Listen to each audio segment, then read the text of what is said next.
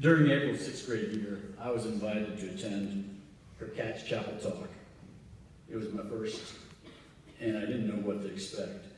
I quickly realized how special of a tradition it was at GPS, and I couldn't but think ahead to her senior year and hope that she would give me the honor to introduce her.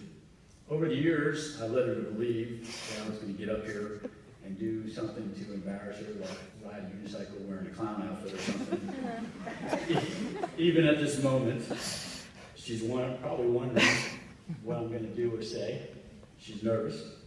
However, April, you don't have anything to worry about. Ever since that first chapel talk, I have been looking forward to this special opportunity to stand in front of your friends, teachers, family members, and introduce you. Well, April was a daddy's little girl.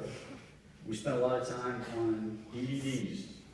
Well, that's something we call, or stands for, daddy-daughter dates. Movies, Sir Goonies, The Aquarium, Haunted Caverns, Ichiban, to name a few.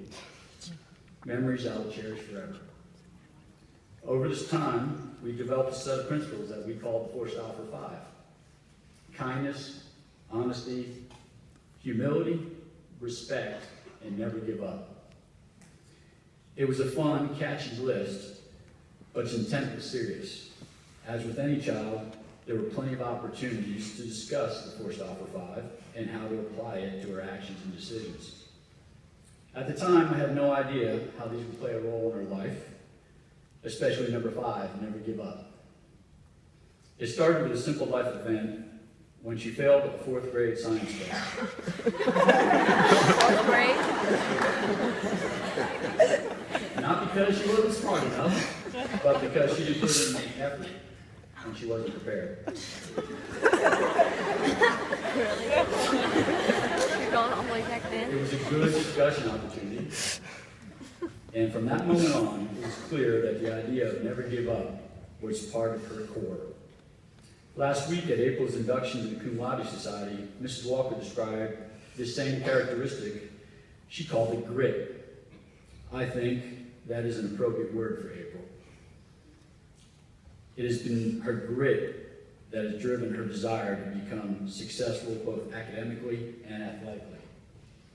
As a freshman, she was seated 3rd in 50 freestyle and 5th in 100 freestyle at the Tennessee State High School Championship meet. 1 week before, at a volleyball tournament, Cameron came running over to me. Mr. Forstoffer, April hurt her ankle. It's pretty bad. She ended up tearing 3 ligaments. It was devastating. Needless to say, this did not prevent April from swimming at the state meet just 5 days later. Her ankle was heavily taped. She had to use crutches to walk, and she literally crawled onto the block for her races. She didn't finish anywhere close to her pre-injury expectations, but she still finished 37 out of 91 kids and 39 out of 71 respectively. She refused to give up. Grit. For the next 2 years, April did not swim a best time. Think about that, 2 years, all that hard work. She never gave up. She pushed herself and trained harder than ever. The rest is history. She is now a state champion, All-American, and team record holder. She simply refused to give up. Barring one more tidbit from Mrs. Walker's incredible introduction, at the elite U.S. Military Academy, West Point, grit is actually a higher predictor of success than leadership, intelligence, or physical fitness. Vince Lombardi once said, "Winning isn't everything, but wanting to win is." As April goes forward to study and swim in college, she may not be the smartest person or the best athlete in the pool, but I guarantee she will compete with those that are there, because she refuses to give up, and April has grit. With that, I'm extremely pleased and tremendously honored to introduce my beautiful daughter, April Forstoffer.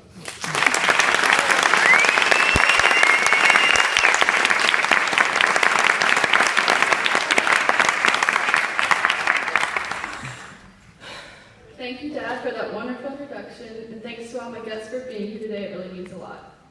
Believe it or not, I wrote this talk the night before Mrs. Walker's talk last Thursday. Perfection varies based on everyone's perception. Perfect to one person could be being top of your class and attending Yale, MIT, or Harvard in the fall. Perfect could be attending a D1 SEC school as a 5-star recruit. Perfect could be attending NYU and joining a dance company. But perfect could also be attending your Division III dream school with your major of choice and starting a new life outside this infamous GPS bubble. Don't get me wrong, I love GPS, and what we are learning here really is preparing us for college and the real world. After all, isn't that the goal? No limits, prepared for life? This school almost requires perfection. Well, at least that's what we students say. We students who are waking up at 6:30, snoozing the alarm, going to school for 7 hours, going to a 2-hour practice, going on to another workout, then finally home to tackle those 3 hours of homework, it's really difficult to be perfect. Some teachers aren't so well with understanding this, while others understand completely. Last year, walking into Mrs. Walker's honors pre-calculus class on the first day of school, all I remember her saying was, "In this class, I'll be teaching about sheep, how to shear sheep, what sheep eat, everything you could possibly know about sheep. Then on the test, turtles." Little did we know at the time this was absolutely true, like other problems in life. On the day of a test or quiz, you could bet that over half the class would be begging to move it to a later day, or repeating over and over, "I'm going to fail," or my favorite, "Just give me the 0 now." Mrs. Walker would always respond with, "Well, what grade would you consider failing?" And Cammie Shans would give the typical GPS response, "Anything below a 70, what the school considers failing." Without hesitation, Mrs. Walker would say, "If you went to Macaulay and asked that same question," the response would be, "Well, if I get over a 50, at least I knew half the information."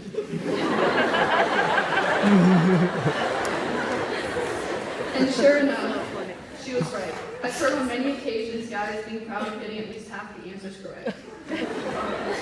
This shows that girls hold themselves to different standards than guys. If a girl tries on an outfit and it doesn't fit, it's our bodies that's the problem. If a guy tries on the outfit and it doesn't fit, it's the clothes that are the problem. Perfection is the status quo demanded by peers, but no one is perfect. Just like there is no normal either, right, Todd Wells? English class for that one. Perfection doesn't apply to just schoolwork. It applies to family, friends, body image, self-confidence, and much more. My family is far from perfect. My dad and brother have narcolepsy, but not just mine.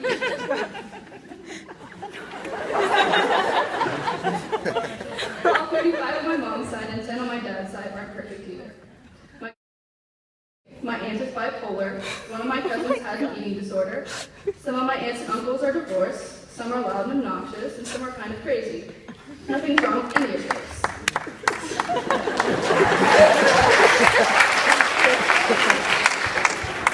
Family is not perfect, but that's how it should be.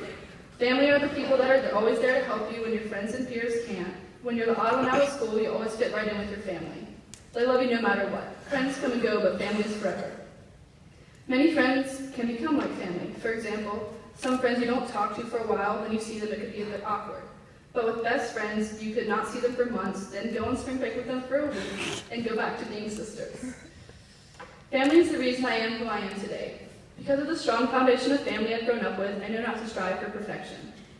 I'm not afraid of what people think of me, and nobody should. My extended family has always been hard on me. But just recently, my mom explained that's why I have my tough skin on the outside, or as Miss Walker said, my grit. Yes, 7-year-old me didn't like hearing, "Hey, ugly," every time I saw my uncle, or "Are you always this annoying?" from my other uncle. But now I know it's really out of love, I guess. One of my really close friends always says to me, "You're so April." I was always confused with what he meant. But after writing this talk and really thinking about it, it's not so confusing. I'm not perfect, but I am who I am, and my friends and family take me as I am. No one is perfect, but look next to you.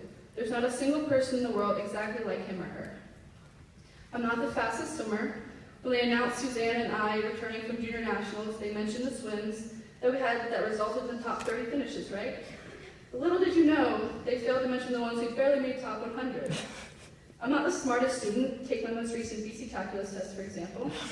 Let's just say if you added mine and Anna Claire Pierce's grades together, it was only 2 points higher than Hannah Field's grade. Yeah, you do the math. I'm not the nicest person, my mom with who I am, I have family to thank for that. So now I'd like to end with a quote from Beyonce. Perfection is the disease of a nation. So don't strive for perfection, strive to be the best you can be, and don't compare yourself to anyone else. Thank you.